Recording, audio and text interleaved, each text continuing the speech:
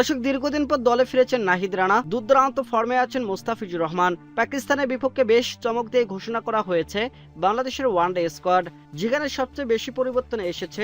ইনজুরির কারণে দলে নেই তানজিম হাসান সাকিব এবং হাসান মাহমুদ। তাই এখন প্রশ্ন উঠেছে পাকিস্তানের বিপক্ষে কেমন হতে পারে বাংলাদেশের পেস আক্রমণ, সেটি নিয়ে বিস্তারিত আজকের আলোচনা। দর্শক, বিসিএল পর্যন্ত সবকিছু ঠিকঠাক হয়েছিল, কিন্তু পাকিস্তানের বিপক্ষে সিরিজের ঠিক আগ মুহূর্তে বড় দুশ্চিন্তায় পড়েছে টাইগার টিম ম্যানেজমেন্ট।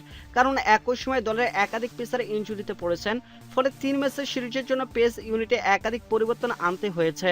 এই পরিস্থিতিতে নির্বাচকরা দীর্ঘদিন পর ওয়ানডে স্কোয়াডে জায়গা দিয়েছেন নাহিদ রানা এবং শরীফুল ইসলামকে। তবে এখন প্রশ্ন উঠেছে সিরিজের সেরা একাদশে কারা জায়গা পাবেন। দর্শক, প্রায় 120 দিন পর ওয়ানডে ফরম্যাটে দ্বিপাক্ষিক সিরিজ খেলতে নামবে বাংলাদেশ ক্রিকেট দল। প্রায় 3 মাস পর আন্তর্জাতিক ম্যাচ খেলতে নামছে দলটি। তাই স্বাভাবিকভাবে এই দীর্ঘ বিরতির মধ্যে অনেক কিছুই বদলে গেছে, যার প্রভাব পড়েছে পাকিস্তানের বিপক্ষে ঘোষিত স্কোয়াডেও।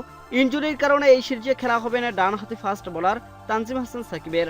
দর্শক, অনুশীলনের সময় ব্যথা পাওয়ার পর থেকে এখনো পুরোপুরি সুস্থ হয়ে উঠতে পারেননি তিনি। একই অবস্থা আরেক নিয়মিত পেসার হাসান মাহমুদেরও। সব মিলে বলা যায় 3 ম্যাচ ওয়ানডে সিরিজের আগে কিছুটা চাপেই থাকতে হচ্ছে টিম ম্যানেজমেন্টকে। তবে তাদের না থাকলে স্বস্তির খবর হলো কাটার মাস্টার মুস্তাফিজুর রহমান রয়েছেন দুর্দান্ত ছন্দে। দর্শক, বল হাতে অসাধারণ ফর্মে আছেন এই বাঁহাতি পেসার। বিশ্বজুড়ে তাকে নিয়ে আলোচনা হলে সেদিকে কর্ণপাত না করে নিজের সেরাটা দিয়ে যাচ্ছেন তিনি। তাই পেস ডিপার্টমেন্টের নেতৃত্ব থাকছে মুস্তাফিজুর রহমানের কাঁধেই। তার সঙ্গে সেরা একাদশে দেখা যেতে পারে বিপিএলের সর্বোচ্চ উইকেট শিকারী শরীফুল ইসলামকে। বল হাতে দারুণ সময় পার করছেন তিনি। জাতীয় দল থেকে বাদ পড়ার পর নিজেকে নতুনভাবে প্রমাণ করে আবারও আন্তর্জাতিক মঞ্চে ফিরেছেন এই বাঁহাতি পেসার। দর্শক, 2026 সালে বাংলাদেশের প্রিমিয়ার লিগে 12 ম্যাচে 26 উইকেট নিয়েছেন শরীফুল ইসলাম। তার গড় ছিল মাত্র 10। এমন দুর্দান্ত পারফরমেন্স নিয়ে আবারও লাল সবুজের জার্সিতে মাঠে নামার অপেক্ষায় রয়েছেন পঞ্চগড় এক্সপ্রেস খ্যাত এই পেসার। এছাড়া দুই পেসারে ইনজুরিতে সুযোগ পেতে পারেন তরুণ স্পিড স্টার নাহিদ রানা। দর্শক, দীর্ঘদিন ধরে ওয়ানডে দলের জায়গা না পাওয়া এই পেসার সদ্য শেষ হওয়া বিসিএল 3 ম্যাচে নিয়েছেন 7টি উইকেট। তবে অভিজ্ঞতার বিচারে একাদশের জায়গা পেতে পারেন তাসকিন আহমেদও, যদিও সাম্প্রতিক আন্তর্জাতিক ম্যাচগুলোতে খুব একটা ভালো করতে পারেননি তিনি।